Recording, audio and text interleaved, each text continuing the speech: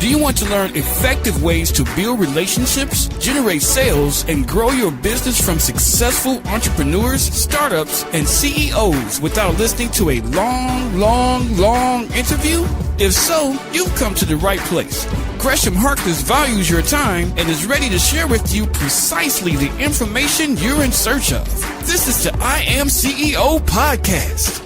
Hello. This is Gresh from the I Am CEO podcast, and I have a very special guest on the show today. I have Sherrell Moore-Tucker of SherrellMoore-Tucker.com. Sherrell, it's awesome to have you on the show. Thank you so much for having me, Gresham. Yeah, no problem. Super excited to have you on. And what I want to do before we jump right in is just read a little bit more about you so people can hear about all the awesome things that you've been able to accomplish. And Sherrell is a speaker, author, trainer, and trauma-informed wellness expert who specializes in leadership and stress management. A proud military veteran who fights for the well-being of others, draws upon her more than 10 years of experience in human resources, yoga, and natural health, and her adventures in the military when delivering impactful and transformative wellness presentations. Sherrell, are you ready to speak to the IMCO community? I am. Awesome. Let's do it. The first question I had was to hear a little bit more about what I call your CEO story and what led you to start your business. Wow. My CEO story actually started while I was still on active duty. I didn't know it at the time, but it was the beginning of the story. So while I was on active duty, I was diagnosed with osteoarthritis,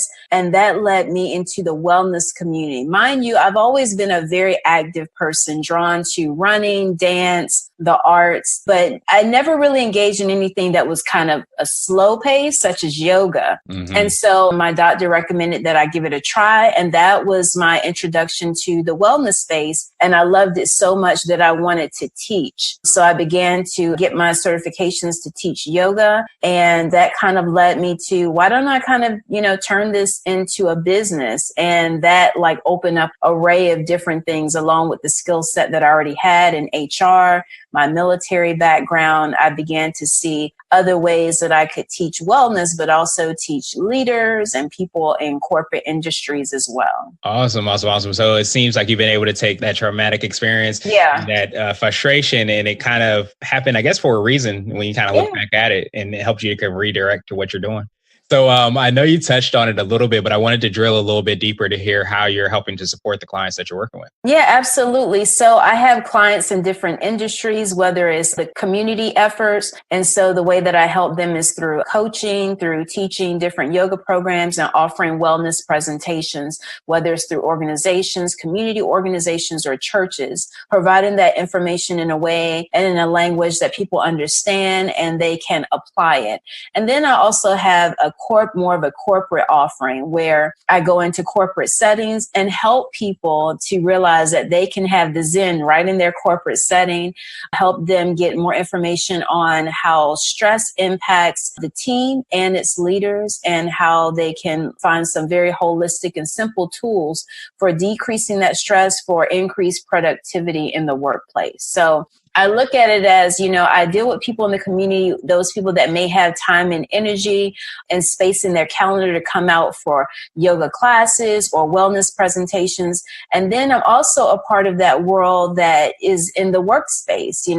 I still work for the federal government full time, and I know what that's like when you don't necessarily have the time. And so I love those opportunities where a business will bring me into a corporate space, and I can share with people how they can still have those amazing stress relieving benefits in the workplace and how it will benefit them based on whatever projects they're working on at work. You might have already touched on this, but I wanted to ask you for what I call your secret sauce. And this could be for you or your organization, but it's what you feel kind of sets you apart. I think what sets me apart is I think that a great thing that a speaker, someone that serves their community or serves in corporate industries, what is a combination of my secret sauce is my diverse background. So people are very surprised. I would say people in the corporate industry are very surprised that I'm prior military, but I will say that if there's any time that there are military personnel out when I'm doing a presentation or I'm speaking on something, they can always tell because you still carry some of that military mindset with you, even when you're presenting. And so I think the military, in addition to the experience that I had in human resources with with the federal government. And to top it off, I'm a yoga instructor and a meditation teacher. I bring an array of wellness components to leadership, and to wellness, I bring some of those leadership components as well. And so I think that I have a really good diverse background to understand people in the military, people in corporate, and people that may be working inside the home in their community as well. Absolutely. And I feel like that's also where, some great innovations happen as well, too, in different perspectives, because you are able to marry those different things into one, because people are kind of thinking these things are siloed here where it's only this, you can only be stressed out at work. But in reality, you can incorporate some of these wellness attributes and practices into your overall workplace. Absolutely. I mean, I have the amazing benefit of teaching weekly yoga classes to people that are dealing with some type of stress or trauma. And let me just say this, when it comes to trauma, I think that as a society, we are moving more to a place where people understand that trauma isn't just quote unquote PTSD. Like your trauma could be all of a sudden you're empty nester and you're like, what is my life purpose? Like my kids are gone. It could be a divorce. It could be the death of someone in a family. It could be moving to a new city or state or country. All of those things can be traumatic in nature. Anything that shifts or there's an upheaval of your norm. And so I believe that in doing community classes, I can speak to that as someone that is prior military and is used to moving around and dealing with different things. Even my health ailment was, traumatic because I've never dealt with something where all of a sudden my mobility was limited and affected. In addition to working in the military, I know what that life is like. I know some of the woes and some of the things that come with that lifestyle. And then I also work for the federal government. So I know what it is to be a leader, to be a supervisor or a team lead, and you're working on projects and you're in service through the federal government. And so I think that that makes my job so exciting. Yeah, absolutely. Working and just meeting people at different points of their life. Awesome. And now I wanted to switch gears a little bit and ask you for what I call a CEO hack. And this might be an app, a book, or a habit that you have, but it's something that makes you more effective and efficient. Well, I know it may sound cliche, but this is something that has really been helpful for me. And I want to do a caveat to it, even when I say it. So I think that it's very important for that people know that they have the power and they can make the choice to set the course of their day. And part of that is to engage in some type of meditative or reflective moment at the very start of your day. That can be a devotion, a scripture, reading some type of sacred book, an affirmation, because I found that in not doing that, I felt like I was kind of like left to the whims of the day versus establishing some things at the onset. And along with that, that comes with not plugging directly into social media at the beginning of the morning. So I tried to really allow my morning time, not the entire morning, but a portion of it to be very, very sacred so that I can really set the course for my day. And I found that that has been most helpful so that when things happen during the course of the day, I'm not kind of tossed here and there. I always go back to my why, my established affirmation or scripture or that thing that grounds me regardless of what happens during the day. Absolutely. And that makes perfect sense. It's funny, a lot of times when you start out your day with being intentional, I too meditate, at the very beginning of the day, sometimes you can have the world just, dump everything on your kind of doorstep and you realize and forget exactly like what you're doing each and every day and what your why is and how it all kind of fits together. Yeah, I mean, just starting out with just speaking something positive or affirming to yourself in the mirror or sitting down and just taking that time for yourself to say, this is my goal for the day. This is what I expect out of myself. And mind you, it doesn't have to necessarily be goal oriented, but it can be more of an intention. I intend to, respond with kindness as much as I can today. I expect to remember my why with everything that I do, everything that I touch. And I think that makes our lives lives just more meaningful when we can start out with that. Now, mind you, it doesn't have to be like hours and hours on end. Like, the wellness industry is like $1 billion industry now. And you can fall into that mindset that you have to do all these elaborate things. Like you got to burn the incense and get the candles right. And then you have to have on the right clothes. But it really is just about saying, I'm going to take 5 minutes before I log onto my email, my social media accounts, to just check in with myself. How am I feeling? How am I doing? What is my why? What am I expecting today? And to be able to be reflective for those little things that happen during the day. And then when you go out, I believe that you have a clear path, more focus as you engage with people and you go about your life's business. Now, I wanted to ask you for what I call a ICO Nugget. And this is a word of wisdom or piece of advice, or if you can hop into a time machine, what would you tell your younger business self? Wow. I have always had an issue with time. Time in the sense of I feel like I'm running out of time. And, this started really early. Like I can remember being a 15-year-old and I'm a 90s kid. And I can remember watching A Different World. And from that time of like 15, 16 years old, my aspiration was I got to hurry up and get to college because it's going to be just like A Different World. And I can remember looking back at my younger self now and being in such a hurry to grow up and live this life that I missed some key moments in my childhood. So what I would tell my younger self and what I continue to tell myself now is there is enough time. There is a beauty in the journey, and your journey is unique to you. And part of that uniqueness also incorporates time. So where it looks like your counterparts may be like just sailing through with no issues, time is relative. And so that's one of my nuggets, to just pace yourself. I can remember when I first started going into business for myself, and you want to have the website perfect and all your social media handles perfect. And what I've learned in being business for myself for the past couple of years is you evolve as a person.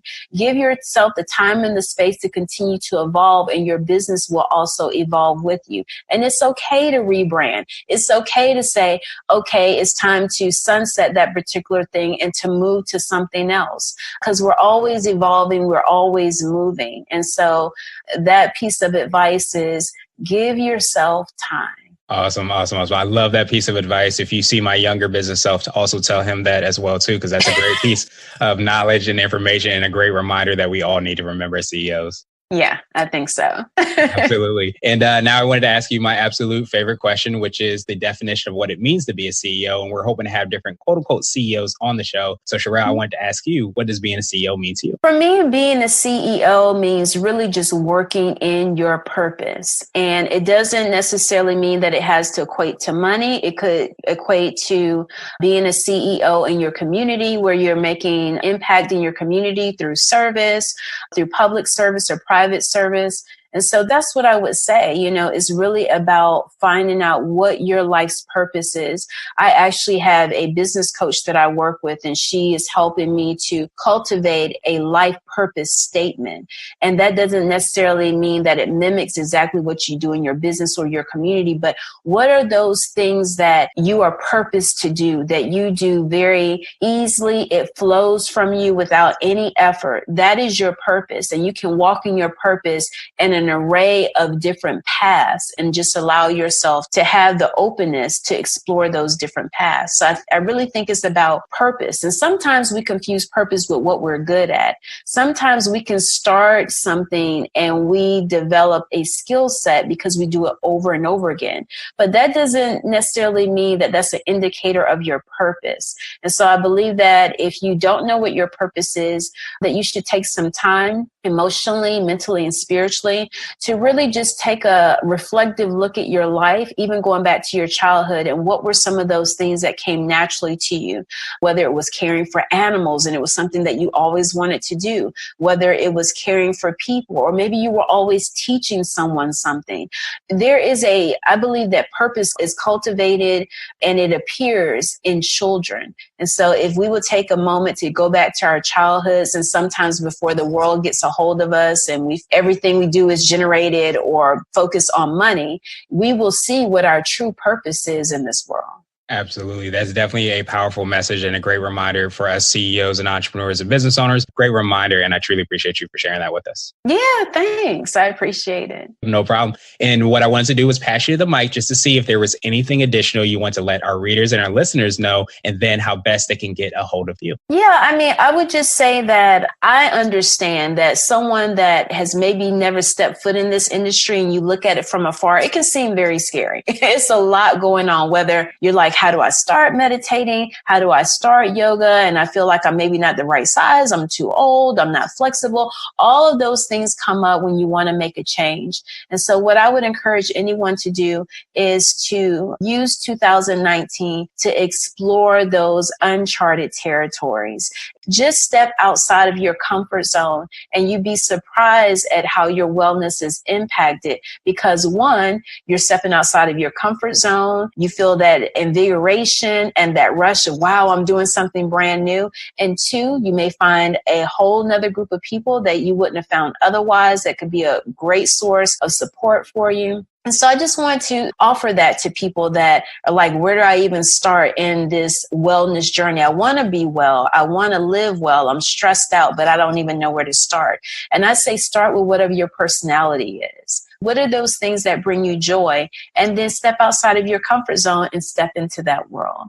If people would like to learn more about me, where they can find out more about my trainings, or if you would like for me to come to your business or organization, you can all find that out through going to my website at SherrellMooreTucker.com. Awesome. And we'll make sure to have that link in the show notes just so that we can follow up with you, Sherrell. But I truly appreciate your time and all the great insight that you gave to us. And I hope you have a phenomenal rest of the day. Thank you so much for having me. I so appreciate it. And well wishes to you as you continue this amazing podcast. Thank you for listening to the I Am CEO podcast powered by Blue 16 Media. Tune in next time and visit us at IAM197.co. I Am CEO is not just a phrase, it's a community. Be sure to follow us on social media and subscribe to our podcast on iTunes, Google Play, and everywhere you listen to podcasts. Subscribe and leave us a 5-star rating. Grab CEO gear at www.ceogear.co. This has been the I Am CEO podcast with Gresham Harkless. Thank you for listening.